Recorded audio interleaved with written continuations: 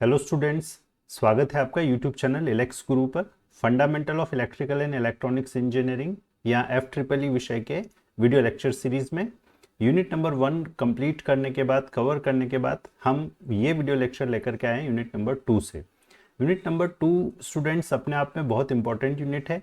Important इस point of view से है कि अगर आप स्कोर करना चाहते हैं तो ये यूनिट आपको बहुत हेल्प करने वाली है। अगर आप पास होना चाहते हैं तो भी ये यूनिट आपको बहुत हेल्प करना चाहती है। कई बार होता है कि हमें बहुत कम पढ़ करके अगर मुझे पास होना है तो उस पर्टिकुलर केस में ये यूनिट आपको बहुत ज़्यादा हेल्प करेगी। उसके पीछे 2-3 इंपॉर्टेंट कारण हैं। पहला कारण ये है कि इस यूनिट का सिलेबस बहुत छोटा है, बहुत कॉम्पैक्ट ये यूनिट है और बहुत ही स्पेसिफिक क्वेश्चंस होते हैं जो इस यूनिट से हर बार पूछे जाते हैं। जैसे लेक्चर नंबर 2 में हम आपके लिए क्वेश्चन लेकर के आएंगे जो कि 101% जनरली पूछा ही जाता है और एग्जाम में थ्योरी में कभी नहीं पूछा गया तो वाइवा में तो आपसे 101% पूछा ही पूछा जाएगा। तो ऐसे कई सारे इंपॉर्टेंट फैक्ट्स हैं इस पर्टिकुलर यूनिट के लिए। उन फैक्ट्स को भी हम समझेंगे, साथ ही साथ हम इस पूरे कंटेंट को बहुत अच्छे से कवर करेंगे। तो स्टूडेंट्स, आप बने रहें इलेक्स गुरु पर। अगर आपने अभी तक हमारा यूट्यूब चैनल सब्सक्राइब नहीं किया है तो आप इसे सब्सक्राइब ज़रूर से करें ताकि ऐसे वीडियोस हम आपके लिए बना कर लेकर के आते रहें। तो स्टूडेंट्स, और बात नहीं करते हुए अब हम सीधे चलते हैं सेकेंड यूनिट के पहले लेक्चर पर। स्टूडेंट्स, इस यूनिट का नाम अगर हम देखें तो ये आपके ओवरव्यू ऑफ एनालॉग सर्किट हम इस यूनिट को बोल रहे हैं। एनालॉग सर्किट्स बेसिकली ये जो पर्टिकुलर पोर्शन है ये इंटीग्रेटेड सर्किट से रिलेटेड पोर्शन है। आगे आने वाली क्लासेस में अगर आप इलेक्ट्रिकल या इलेक्ट्रॉनिक्स इंजीनियरिंग के स्टूडेंट्स हैं तो आप एक लीनियर इंटीग्रेटेड सर्किट विषय पढ़ेंगे जिसको हम शॉर्ट में LIC बोलते हैं। उस विषय का बहुत कुछ सार इस पर्टिकुलर सब्जेक्ट में है। देखा जाए तो इस पर्टिकुलर यूनिट में जो टॉपिक हम पढ़ने वाले हैं जिसको मैं कहूँगा ओपेम्प हम शॉर्ट में उसे कहेंगे। ये जो पर्टिकुलर टॉपिक है इस टॉपिक पर ही पूरा का पूरा ये विषय होता है। तो देखिए, इस पर्टिकुलर यूनिट में आपसे जो एक्सपेक्ट किया जा रहा है वो यही किया जा रहा है कि आप इस टॉपिक को समझे, ओपेम्प टॉपिक को समझे। ये जो ओपेम्प है ये ओपेम्प वर्ड लिया गया है ऑपरेशनल एम्पलीफायर से। तो ये जो पर्टिकुलर डिवाइस है, अभी आप डिवाइस समझ लें या पर्टिकुलर IC है, ये ऑपरेशनल एम्पलीफायर कहलाता है। और इस ऑपरेशनल एम्पलीफायर वर्ड से ही इस ऑपरेशनल एम्पलीफायर के ऑपरेशन से OP लेकर के और एम्पलीफायर से AMP लेकर के हम इसे शॉर्ट में बोलते हैं ओपेम्प। तो अब हम ऑपरेशनल एम्पलीफायर पूरा वर्ड यूज नहीं करके हम शॉर्ट में कहेंगे कि हम जो पढ़ रहे हैं वो ओपेम्प है, ऑपरेशनल एम्पलीफायर है। इसे ऑपरेशनल एम्पलीफायर क्यों कहते हैं? एक क्वेश्चन आपके दिमाग में आ सकता है या आपसे पूछा जा सकता है कि हम इस पर्टिकुलर कंपोनेंट को ऑपरेशनल एम्पलीफायर क्यों कह रहे हैं।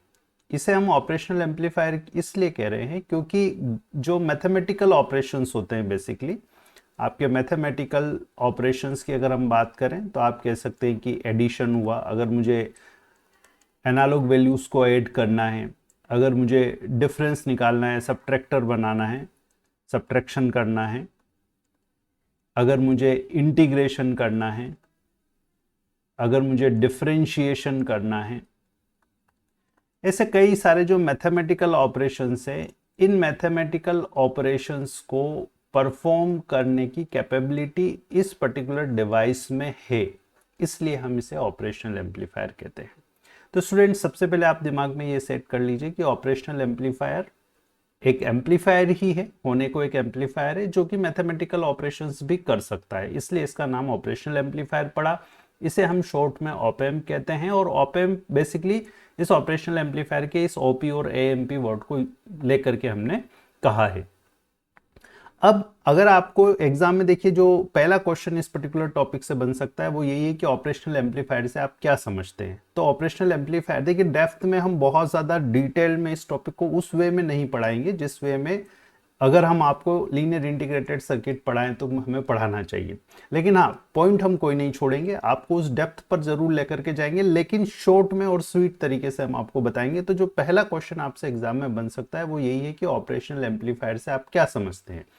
तो अगर ऑपरेशनल एम्पलीफायर से क्या समझते हैं पूछा जाता है तो सबसे पहले आप इतना ज़रूर बता दें कि ऑपरेशनल एम्पलीफायर को हम शॉर्ट में ऑपएम कहते हैं, या मैथमेटिकल ऑपरेशंस कर सकता है। इसके बाद में हम ये बताएं कि ऑपरेशनल एम्पलीफायर बेसिकली एक लीनियर इंटीग्रेटेड सर्किट है, या अपन ये कहते हैं कि इंटीग्रेटेड सर्किट होता है। अब ये एक प्रश्न यहाँ पे दिमाग में आपके आएगा कि इंटीग्रेटेड सर्किट का मतलब क्या है। आपने एक सब्जेक्ट का नाम लिख दिया लीनियर इंटीग्रेटेड सर्किट, जिसको हम शॉर्ट में LIC कहते हैं। तो ये इंटीग्रेटेड सर्किट होता क्या है? इंटीग्रेटेड मतलब इंटीग्रेशन, इंटीग्रेशन मतलब जोड़ना। बहुत सारे सर्किट्स को हम क्या कर रहे हैं, इंटीग्रेट कर रहे हैं, मतलब एक ही डिवाइस के अंदर बना रहे हैं। देखिए, जब मुझे एक एम्पलीफायर डिजाइन करना होगा, हमने पिछले जो हमारे वीडियो लेक्चर्स है उन वीडियो लेक्चर्स में देखा है कि ट्रांजिस्टर को हम एज एम्पलीफायर यूज कर सकते हैं, एज स्विच यूज कर सकते हैं। तो हम क्या करेंगे, कई सारे कंपोनेंट्स को ऐड करके एक सर्किट बनाते हैं। अब अगर मुझे कोई स्पेसिफिक एप्लीकेशन के लिए बहुत सारे कंपोनेंट्स को जोड़ करके अगर मुझे उस एप्लीकेशन को बनाना है, तो उसको बनाने के लिए मैं एक ऐसा सर्किट बना दूं जिसमें वो सारे कंपोनेंट एक ही सर्किट के अंदर इंप्लीमेंटेड हो और मुझे एक छोटे फॉर्म में वो मिले। क्योंकि स्पेस बहुत इंपॉर्टेंट होता है, उनकी हैंडलिंग बहुत इंपॉर्टेंट होती है। अगर मान लो जैसे आपके पास कोई एक सर्किट है जिस पे कई सारे कनेक्शंस हो रहे हैं, और उन कनेक्शंस में पता पड़ रहा है कि आप एक जगह से दूसरी जगह पर इस सर्किट को लेके जा रहे हैं और वो कनेक्शन डिस्टर्ब हो गया, तो आपका ऑपरेशन डिस्टर्ब हो गया। तो एक तो हैंडलिंग के पॉइंट ऑफ व्यू से देखें, दूसरा स्पेस के पॉइंट ऑफ व्यू से कम स्पेस में आपको अगर सर्किट अगर आप बना पा रहे हैं तो ये आपके लिए एक दूसरा एडवांटेज हो जाता है। तो इन एडवांटेजेस को देखते हुए इंटीग्रेटेड सर्किट्स बनाए जाते हैं, जिनको हम चिप भी बोलते हैं। आप लोग जनरली सुना होगा आपने कि IC होती है, जिसको हम चिप कह रहे हैं, इंटीग्रेटेड सर्किट। वो शॉर्ट फॉर्म बेसिकली यहीं से आया है। ये जो IC हम बोलते हैं वो IC, I और C इंटीग्रेटेड सर्किट ही है वो, जिसको जो काले रंग की चिप आप कई सारी इलेक्ट्रॉनिक डिवाइसेस में देखते हैं। आपके मोबाइल फ़ोन में भी अगर कभी आपने कोई खुला हुआ मोबाइल फ़ोन देखा हो तो उसके अंदर भी ये इंटीग्रेटेड सर्किट चिप्स होती हैं। तो कुल मिलाकर के ऑपएम एक इंटीग्रेटेड सर्किट है, और इंटीग्रेटेड सर्किट है इसका मतलब अब आपको ये समझ में आ गया होगा कि इसके अंदर कई सारे कंपोनेंट्स लगे होंगे। अब अगर वो कई सारे कंपोनेंट, आप घबराइए मत कि जैसे हम बोल रहे हैं कि बहुत सारे कंपोनेंट लगे होंगे तो क्या आपको बहुत बड़ा सर्किट याद करना होगा? जी बिल्कुल नहीं करना है। ऑपरेशनल एम्पलीफायर को हम जनरली जब यूज करेंगे, जब हम बनाएंगे या बताएंगे, तो इस टाइप के एक ट्रायंगुलर शेप से हम रिप्रेजेंट कर देते हैं बस, और उस शेप में हम देखिए इस टाइप से कुछ इंडिकेशंस बना देंगे, और यही हमारा ऑपएम्प होता है। मतलब ऑपरेशनल एम्पलीफायर को जब मैं डिनोट करूंगा, कहीं रिप्रेजेंट करूंगा, तो मैं इस सिंबल से रिप्रेजेंट करूंगा। ये दो एरो भी आप नहीं लगाएंगे तो भी चल जाएगा, लेकिन आपको लगाना चाहिए। इस पर्टिकुलर जो ये शेप है, इस शेप के अंदर हम दो साइन यूज करते हैं, एक प्लस और एक माइनस। क्या मीनिंग है इनके वो हम बात करेंगे अभी। और साथ ही साथ ये जो टर्मिनल है, जो प्लस है उस पर हम V1 मानते हैं, माइनस पर हम V2 मानते हैं। ये बेसिकली इसके इनपुट टर्मिनल से, ये जो दोनों ही हैं, ये दोनों आपके इनपुट टर्मिनल से, मतलब ऑपरेशनल एम्पलीफायर में हम ये कहें कि दो इनपुट टर्मिनल होते हैं। एक इंटीग्रेटेड सर्किट है जिसमें V1 V2 दो इनपुट टर्मिनल है, और एक आउटपुट टर्मिनल VO है। ये आपका आउटपुट टर्मिनल है। और ये जो पर्टिकुलर ऑपरेशनल एम्पलीफायर है, इस ऑपरेशनल एम्पलीफायर के ये जो दो एरोज मैंने बनाए हैं, ये दो एरो हम सप्लाई वोल्टेजेस प्लस VCC और माइनस VEE बना रहे हैं। अब ये plus VCC minus VEE obviously amplifier है, एम्पलीफिकेशन कर रहा है, मतलब कहीं ना कहीं आपको सप्लाई देना पड़ेगा, कुछ एनर्जी देना पड़ेगा, उस एनर्जी को ही ये एम्पलीफाई करके आपको आउटपुट में देगा। तो operational amplifier basic definition integrated circuit होता है, और ये सिंबल होता है। अब इस सिंबल को हम एक्सप्लोर कर लें। इस सिंबल में क्या क्या है? ये जो इनपुट V1 है, इस इनपुट को हम नॉन इन्वर्टिंग इनपुट बोलते हैं। इसका नाम होता है नॉन इन्वर्टिंग इनपुट टर्मिनल। इसको हम कहते हैं नॉन इन्वर्टिंग। क्यों कहते हैं ये अभी क्लियर हो जाएगा आपको। Non inverting input terminal. और ये जो V2 टर्मिनल है, इस V2 टर्मिनल को हम बोलते हैं इन्वर्टिंग इनपुट टर्मिनल। देखिए, इन्वर्टिंग, नॉन इन्वर्टिंग, ये अभी आपको बहुत इजीली समझ में आ जाएगा। आप इसको लेकर के अपने दिमाग में कोई भी तनाव ना बनाएं। आप समझे, सिर्फ समझे चीज़ों को कि इस पर्टिकुलर सिंबल को, क्योंकि मैं आपको एक फ्लो बता रहा हूँ जिस फ्लो में ऑपरेशनल एम्पलीफायर क्या होता है। अगर ये प्रश्न आपसे पूछा जाता है तो आप फ्लो में कैसे एग्जाम में लिख सकते हैं, हम उसकी बात कर रहे हैं। तो V1 आपका नॉन इन्वर्टिंग टर्मिनल हो गया, V2 इन्वर्टिंग टर्मिनल हो गया, और ये जो आउटपुट टर्मिनल है VO, इस पर जो मुझे आउटपुट मिलता है वो आउटपुट होता है A टाइम्स VID या A times V1 minus V2।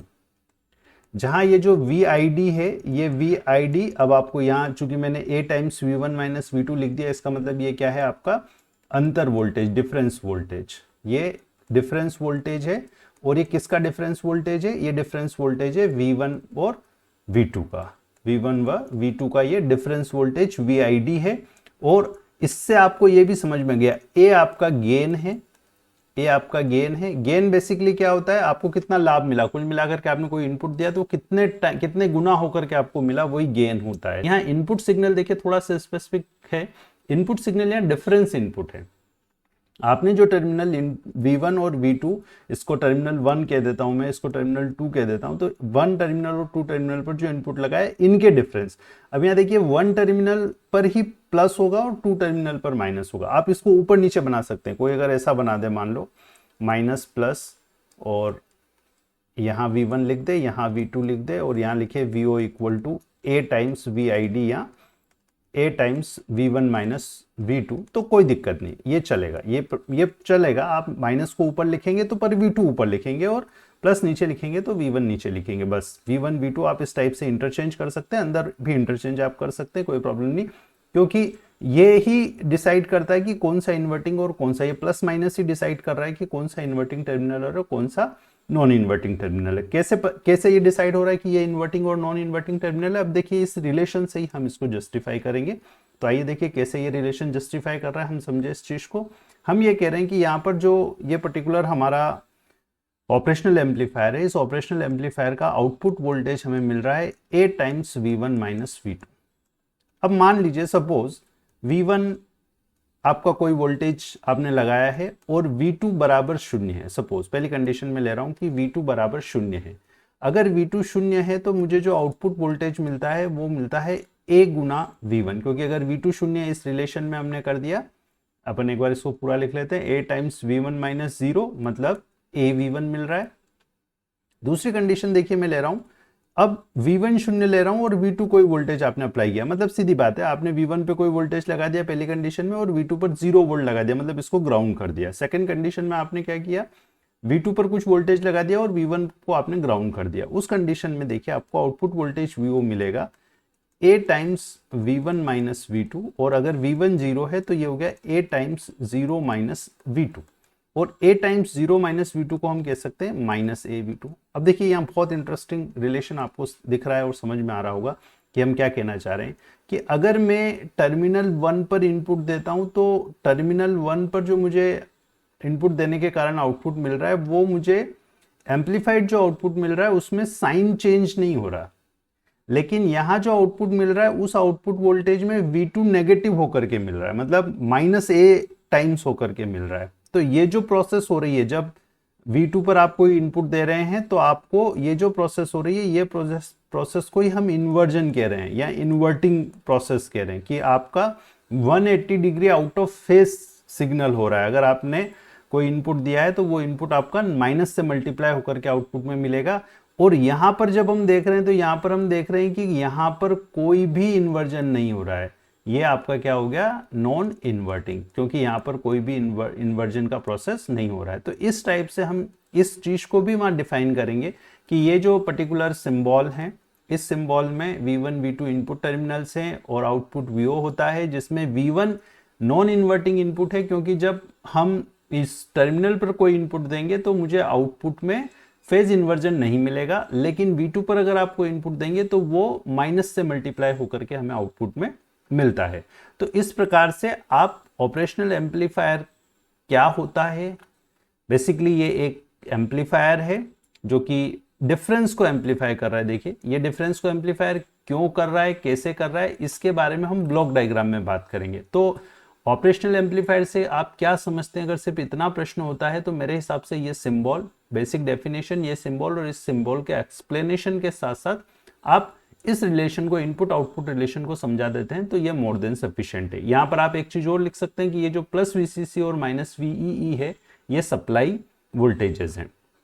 फिर एक पॉइंट और आप यहां पर जोड़ सकते हैं कि ये जो चिप है, ये जो IC है, ये 8 पिन की हो सकती है, 10 पिन की हो सकती है, 14 पिन की हो सकती है। इतने पिन की ये आईसीस होती है जो कि अलग अलग पैकेज में अवेलेबल होती है। अलग अलग पैकेज में अवेलेबल होने का मतलब ये है कि ड्यूल इनलाइन पैकेज, कई बार आपने काली चिप्स देखी होगी जिसमें ऐसे लेग्स निकले हुए होते हैं। कई बार आपने सरफेस माउंटेड चिप्स देखी होगी जिसमें फ्लैट रहती है वो, तो ये फ्लैट पैक हो गया। तो इस टाइप से कई सारे पैकेजेस में आपको ये आईसीस मिलती है। इतना डिटेल डेप्थ में आपसे कोई नहीं पूछेगा, लेकिन हाँ, इसके बारे में आप जितना डिटेल डेप्थ लिख सकते हैं उतना आप याद रखें। और इस तरीके से आप, अगर आपसे पहला क्वेश्चन यही पूछा जाए कि ऑपरेशनल एम्पलीफायर क्या होता है, तो आप इस टाइप से समझा दें। अब देखिए, हमने आपसे ये कहा है कि हम इस पर्टिकुलर वीडियो लेक्चर में इंट्रोडक्शन के साथ साथ ब्लॉक डायग्राम की भी बात करेंगे। तो ये जो ब्लॉक डायग्राम है, ये पूछे जाने के चांसेस 80 to 90% होते हैं। या तो ब्लॉक डायग्राम पूछा जाएगा या अगला जो वीडियो लेक्चर हमारा होगा आइडियल कैरेक्टरिस्टिक, वो पूछी जाएगी।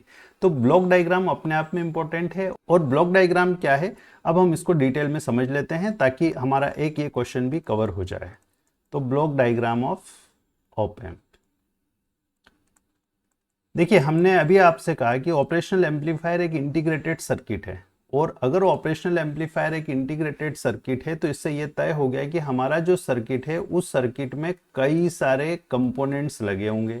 इसको एक अच्छा फील देने के लिए मैं आपको पहले ऑपरेशनल एम्पलीफायर की चिप पर लेकर के चलता हूं। थोड़ा सा एक 2 सेकंड 2 मिनट हम देंगे और उस 2 मिनट के बाद में आपको शायद ये ब्लॉक डायग्राम बहुत आसानी से कैच करें। तो आइए हम पहले चलते हैं, हम ये देखें कि ये ऑपरेशनल एम्पलीफायर कि जो आईसी है, बेसिकली आईसी क्या होती है और इंटीग्रेटेड सर्किट आप कैसे पता कर सकते हैं क्या होते हैं। तो स्टूडेंट्स, आप जब भी इंटीग्रेटेड सर्किट क्या है अगर आपको ये पता करना है तो आप बेहतर होगा कि आप उस पर्टिकुलर इंटीग्रेटेड सर्किट की डाटा शीट को सर्च करें। डाटा शीट बेसिकली जो भी कंपनी उस इंटीग्रेटेड सर्किट को बनाती है उसके साथ आपको सप्लाई करती है। तो जैसे सपोज ये जो पर्टिकुलर आईसी की मैं बात कर रहा हूँ, इसको हम 741 ओपेम्प आईसी बोलते हैं। तो मैं गूगल में सिंपली 741 ओपेम्प आईसी डाटा शीट लिख करके एंटर मारता हूं, तो देखिए मुझे यहाँ पर अलग अलग कंपनीज की, जैसे LM741 operational amplifier data sheet ये टेक्सास इंस्ट्रूमेंट बना रहा है। और भी कई सारी कंपनीज अगर इसको बना रही है, जैसे ये मैसाचुसेट्स इंस्टीट्यूट ऑफ टेक्नोलॉजी ने कुछ डाटा शीट डाल रखी है, और भी ये यहाँ पर आपको डाटा शीट मिल रही है। ऐसे कई सारी डाटा शीट्स आपको मिल जाएगी। इमेजेस में आप देखेंगे तो देखिए ये इसका पिन डायग्राम आपको दिख रहा है।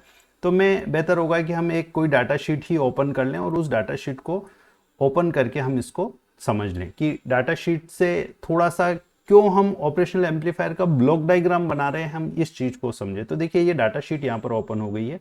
डाटा शीट बेसिकली उस ऑपरेशनल एम्पलीफायर का, जैसा कि देखिए हमने सिंबल आपको बताया था, ये माइनस प्लस 2 इनपुट टर्मिनल, एक आउटपुट टर्मिनल, सप्लाई वोल्टेजेस हैं, और ये कुछ एप्लीकेशन के पॉइंट ऑफ व्यू से इसको इन्होंने डिजाइन कर रखा है। हम इस पर नहीं जा रहे हैं। हम यहाँ पर आपको जो डाटा शीट में जो बताना चाह रहे हैं वो ये बताना चाह रहे हैं कि देखिए जैसे ये 8 पिन का DIP पैकेज है, और ये जो DIP पैकेज है, इस DIP पैकेज में ये इसकी 8 पिन्स होती है। 8 पिन होती हैं, इसकी क्या कैरेक्टरिस्टिक्स होती है, इसके क्या स्पेसिफिकेशन है, ये सब कुछ आपको इन्फॉर्मेशन इस पर्टिकुलर डाटा शीट में मिल जाती है। और ये फ्रीली अवेलेबल होती है और होनी भी चाहिए, क्योंकि अगर ये अवेलेबल नहीं होगी तो हमें पता नहीं चलेगा कि उस आईसी की पिन्स की डिटेल क्या है। तो आप जब भी किसी आईसी के बारे में डिटेल इन्फॉर्मेशन चाहते हैं तो आप इस टाइप से उस आईसी पर जाकर के उसकी इन्फॉर्मेशन ले सकते हैं, मतलब डाटा शीट डाउनलोड करके ले सकते हैं। सिर्फ डाटा शीट का नंबर डाल, आप उस डिवाइस जो भी आईसी है उसका नंबर डालिए, उसके साथ डाटा शीट लेके गूगल सर्च कर लीजिए। ऑथेंटिक वेबसाइट्स पर आपको उसकी डिटेल फ्री में डाउनलोडेबल मिल जाती है। यहाँ पर देखिए ये इसका फंक्शनल ब्लॉक डायग्राम देखिए। ये बेसिकली ये आपका नॉन इन, अगर आप इसको देख पा रहे हैं, समझ पा रहे हैं, तो देखिए मैंने इसको थोड़ा बड़ा कर दिया है। यहाँ पर देखिए अब आपको समझ में आ जाएगा कि वाकई में क्या है ये आपका ऑपरेशनल एम्पलीफायर। यहाँ देखिए ये नॉन इन्वर्टिंग इनपुट है और ये इन्वर्टिंग इनपुट है। ये जो नॉन इन्वर्टिंग और इन्वर्टिंग इनपुट्स आप यहाँ पर देख पा रहे हैं, आप इनको देखिए और समझने की कोशिश करिए। ये आपका आउटपुट टर्मिनल है। इसके अलावा भी कुछ पिन्स होती है, जैसे पिन नंबर 5 ऑफसेट नल है, पिन नंबर 1 आपका ऑफसेट नल है, फिर आपका पिन नंबर 7 प्लस VCC है, पिन नंबर 4 माइनस VCC है, पिन नंबर 2 और 3 ये हो गई आपकी, है ना। और एक पिन नॉट कनेक्टेड है, इसलिए वो इसमें आपको नहीं दिखेगी। तो कुल मिलाकर के ये 7 पिन आपको दिख रही है। मेरा जो उद्देश्य था वो ये था कि आप यहाँ पर ये चीज़ समझ लें कि ये जो पर्टिकुलर इंटीग्रेटेड सर्किट है, अगर मुझे सपोज कोई आपको एक्सप्लेनेशन देना है या कुछ समझाना है, और अगर मैं इतना बड़ा सर्किट बनाऊंगा तो मैं उसको समझ भी नहीं पाऊंगा, मतलब समझा नहीं पाऊंगा, और एक घंटा तो मुझे इस सर्किट को बनाने में, ड्रॉ करने में लग जाएगा। कहीं ये वाली लाइन कहीं इधर कनेक्ट हो जाएगी, ये लाइन कहीं इधर कनेक्ट हो जाएगी, तो ये बहुत डिफिकल्ट हो जाता है। इसलिए हम कभी भी सिंबल्स हम जनरली इसी वजह से यूज करते हैं, क्योंकि जब आप इंटरनली आप इसको देखो तो देखिए इसमें कई सारे ट्रांजिस्टर्स लगे हुए, ये सारे ट्रांजिस्टर्स ही हैं। ये डिफरेंशियल कॉन्फ़िगरेशंस में कहीं पुश पुल एम्पलीफायर लगा हुआ है, तो कहीं लेवल ट्रांसलेटर लगा हुआ है, तो कहीं करंट मिरर हो सकता है। तो ये कई सारे आप देख पा रहे हैं कि कॉम्प्लेक्स सर्किट होता है, और इस कॉम्प्लेक्स सर्किट को आपको यूज ना करना पड़े इसलिए हम सिंबल्स यूज करते हैं। अब इसमें जब आप देख रहे हैं तो आप देखिए यहाँ पर इस पर्टिकुलर स्टेज है, मतलब हम इस पूरे जो फंक्शनल ब्लॉक डायग्राम को, इस फंक्शनल ब्लॉक डायग्राम को हम कुछ स्टेजेस में डिवाइड कर रहे हैं। एक स्टेज यहाँ पर मैं ये मान रहा हूँ जिसको मैं इनपुट स्टेज कहूंगा, जहां पर मैंने डिफरेंशियल इनपुट्स लगाए। डिफरेंशियल इनपुट क्योंकि ये एक डिफरेंशियल एम्पलीफायर का निर्माण हो रहा है। फिर गेन बढ़ाने के लिए मैंने और भी एम्पलीफिकेशन सर्किट्स यूज किए हैं, तो कुछ और एक स्टेज यहाँ पर ये हो गई। फिर गेन बढ़ाने के साथ साथ मैंने कुछ ऑफसेट नल लगाया है, मतलब लेवल ट्रांसलेटर वाली स्टेज हो गई।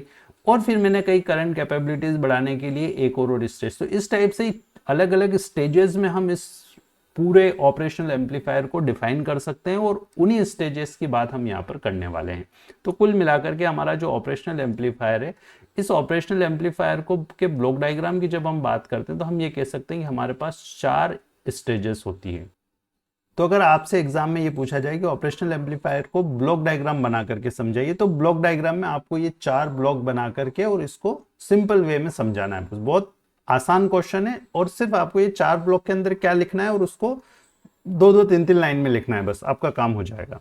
तो यहाँ देखिए हमने ये जो चारों ब्लॉक है, इन चारों ब्लॉक की एंट्रीज फिल कर दी है। ये आपका डिफरेंशियल एम्पलीफायर स्टेज है, और ये भी डिफरेंशियल एम्पलीफायर स्टेज है। तो सबसे पहले मैं आपको डिफरेंशियल एम्पलीफायर स्टेज क्या होती है, डिफरेंशियल एम्पलीफायर क्या होता है, थोड़ा सा समझा करके, और फिर इस स्टेज का क्या काम है उसके बारे में मैं डिटेल करता हूँ।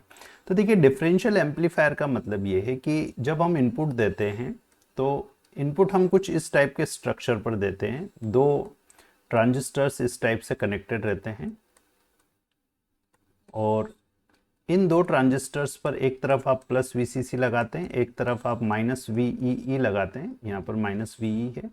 ये कुछ रेजिस्टेंसेज हैं जिनको हम कलेक्टर रेजिस्टेंस कहते हैं। 3 टर्मिनल डिवाइस ट्रांजिस्टर होती है, ये इस टाइप से सर्कल के अंदर हम रिप्रेजेंट करते हैं। ये आपने पिछले वीडियो लेक्चर्स में पढ़ा है। यहाँ पर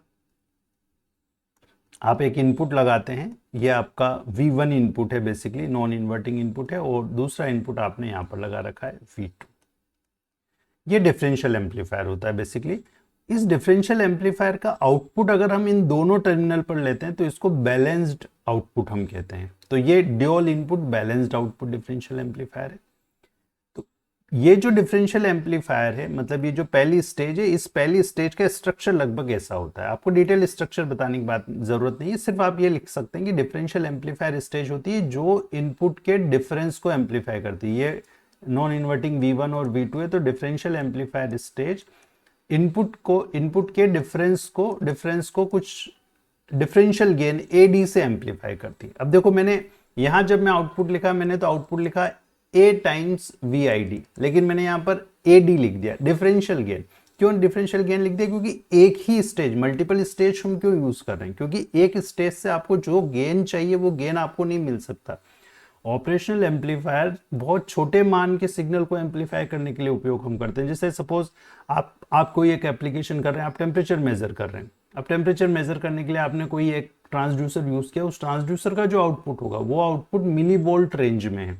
उस मिली वोल्ट रेंज के आउटपुट को अगर आपको एम्पलीफाई करना है, बढ़ाना है और एक वोल्ट भी बनाना है, तो आपको गेन कितना चाहिए? मान लो सपोज हम ये कह रहे हैं कि 1 मिली वोल्ट का कोई आउटपुट है और उसको आपको एम्पलीफाई करके 1 वोल्ट बनाना है। तो 1 मिली वोल्ट से 1 वोल्ट बनाने के लिए 1 मिली मतलब 1 इंटू 10 की घात -3, और इसको अगर मुझे 10 की घात -3 को कैंसिल करना है तो मुझे 10 की घात 3 से गुणा करना पड़ेगा। मतलब मेरा गेन कितना होना चाहिए? मेरा गेन होना चाहिए 1000। तो आप समझिए ऑपरेशनल एम्पलीफायर क्यों इंपॉर्टेंट है। ऑपरेशनल एम्पलीफायर का गेन बहुत ज्यादा होता है, हाई गेन डिवाइस है। ऑपरेशनल एम्पलीफायर एक हाई गेन डिवाइस होती है। कैरेक्टरिस्टिक्स हम पढ़ेंगे अगले वीडियो लेक्चर में, तब हम डिटेल में इसके बारे में डिस्कशन करेंगे। यहाँ आप ये लिखें कि ये मल्टी स्टेज एम्पलीफायर है, क्योंकि इसमें बहुत सारी स्टेजेस हम लगाएंगे और ये जो पहली स्टेज है ये आपको कुछ डिफरेंशियल गेन एडी दे रही है। ये गेन सफिशिएंट नहीं होता है, इसलिए हम और भी कई सारी intermediate differential amplifier stages use करते हैं जो कि गेन को इंक्रीज करती है। ये गेन को इंक्रीज करने के लिए हमने बहुत सारी स्टेजेस यूज की है ताकि हम इस गेन ए तक पहुंच पाए। एडी एक डिफरेंशियल एम्पलीफायर का गेन सफिशिएंट नहीं होगा, इसलिए हमने मल्टीपल स्टेजेस यूज किए ताकि हम गेन को इंक्रीज कर सके। ये जो पहली स्टेज में जो डिफरेंशियल एम्पलीफायर रहता है ये dual input balanced output differential amplifier होता है। Dual input balanced output differential amplifier का मतलब ये जो मैंने नीचे डिफरेंशियल एम्पलीफायर अभी आपको समझाया ये है। इसका मतलब ये है, ये डिफरेंशियल एम्पलीफायर है, डिफ एम्पी कर देता हूं मैं इसको। इसका मतलब ये है कि आउटपुट मैंने इन दोनों कलेक्टर पर लिया है, दो इनपुट है और आउटपुट मेरे इन दोनों कलेक्टर पर है। आउटपुट जो मुझे मिला उस आउटपुट को मैं जब इंटरमीडिएट स्टेट में ले जाऊंगा तो यहां पर जो मेरा डिफरेंशियल एम्पलीफायर रहेगा वो ड्यूअल इनपुट तो रहेगा लेकिन अनबैलेंस्ड आउटपुट रहेगा। अनबैलेंस्ड आउटपुट रहने का मतलब ये है कि आउटपुट अब मैं सिर्फ एक ही टर्मिनल पे लेने वाला हूं। आउटपुट में क्या करने वाला हूं, एक कैपेसिटर, एक जो आपका कलेक्टर है उस कलेक्टर पर मैं लेने वाला हूं। मतलब अब आउटपुट दोनों कलेक्टर के बीच में नहीं लेके हम एक कलेक्टर के बीच में लेंगे, उसको बोलते हैं हम ड्यूअल इनपुट अनबैलेंस्ड आउटपुट, क्योंकि हम सिर्फ इसको एज ए एम्पलीफायर यूज कर रहे हैं। अब फिर हमें डिफरेंस को सिर्फ हमें इनपुट जो है उसको सिर्फ एम्पलीफाई करना है, तो अनबैलेंस्ड आउटपुट हम डिफरेंशियल एम्पलीफायर सेकंड और इंटरमीडिएट स्टेजेस में यूज करते हैं। तो यहां मुझे क्या मिल रहा है, गेन मिल रहा है इन स्टेजेस से। देखिए मुझे गेन मिल रहा है, इनपुट इंपिडेंस मिल रहा है ना, हाई इनपुट इंपिडेंस मिलता है, गेन मिलता है। और जब मैं इस प्रोसेस को करता हूं तो देखिए ये जो प्रोसेस चल रहा है, इस प्रोसेस में ये होगा कि जैसे सपोज मेरे पास कोई एक सिग्नल था जो बहुत कम मान का, जैसे एक सपोज साइन वेव में बना लेता हूं, एक कम मान की साइन वेव है। इस साइन वेव को मैंने एम्पलीफाई किया। एम्पलीफिकेशन करने के लिए मैंने क्या किया, इस सिग्नल को ऐसे डिफरेंशियल एम्पलीफायर स्टेजेस से प्रोसेस किया। तो ये जो प्लस वीसीसी और माइनस वी हमने एक्सटर्नल सप्लाईज दे रखी है इस सिग्नल को एम्पलीफाई करने की, इनके कारण क्या होता है, सिग्नल एम्पलीफाई होने के साथ साथ ऐसे शिफ्ट भी हो जाता है। मतलब सिग्नल बढ़ेगा तो सही, लेकिन ये 0 पर जो सेंटर था, आप सपोज ये 1 पर सेंटर्ड हो गया, तो इसको हम बोलते हैं डीसी शिफ्ट। तो अगर मेरे सिग्नल में डीसी शिफ्ट आ रहा है तो उस डीसी शिफ्ट को हटाने के लिए मेरे पास एक डीसी लेवल शिफ्टेज स्टेज होती है जो कि डीसी शिफ्ट को बैलेंस करती है। तो डीसी शिफ्ट क्या होता है ये मैंने आपको समझा दिया। इस स्टेज की सहायता से हम क्या कर रहे हैं, डीसी शिफ्ट को कम कर रहे हैं। ये जनरली एक एमीटर फॉलोवर स्टेज होती है। अब एमीटर फॉलोवर स्टेज, और इतना डिटेल में आपको नहीं सोचना है, आपको सिर्फ इतना याद करना, कुछ चीजें तो आपको रटनी पड़ेगी, तो आप इसको रट लेंगे। डीसी शिफ्ट आपने समझ लिया, उस डीसी शिफ्ट को कम करने के लिए हम एमीटर फॉलोवर यूज कर रहे हैं। पहली स्टेज आपकी ड्यूअल इनपुट बैलेंस्ड आउटपुट है, दूसरी स्टेज आपकी dual input unbalanced output amplifier है, मोस्टली गेन और हाई इनपुट इंपीडेंस प्रोवाइड कर रहा है। डीसी शिफ्ट आ गया इस प्रोसेस में तो उसको ये हटा रहा है।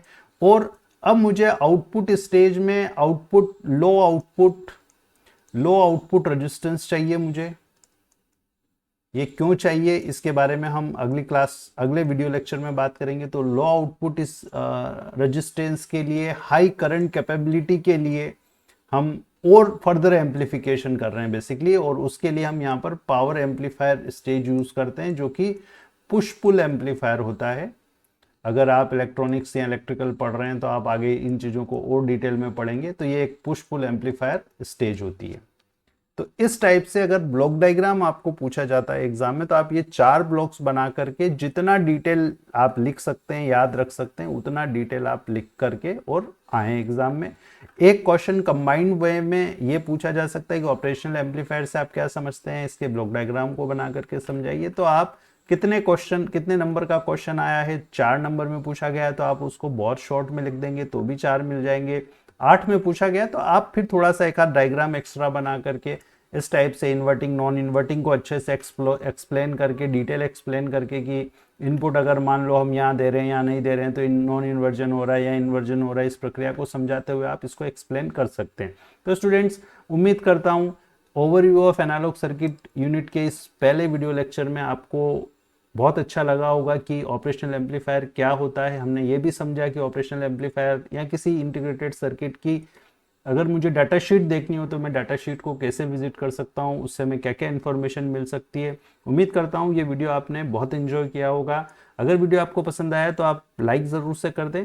साथ ही साथ वीडियो पसंद आने पर आप कमेंट भी करें। आपके कमेंट्स, लाइक, शेयर हमें मोटिवेट करते हैं आपके लिए ऐसे वीडियोस बनाने के लिए। तो बने रहे एलेक्स गुरु पर, और वीडियो पूरा देखने के लिए बहुत बहुत धन्यवाद।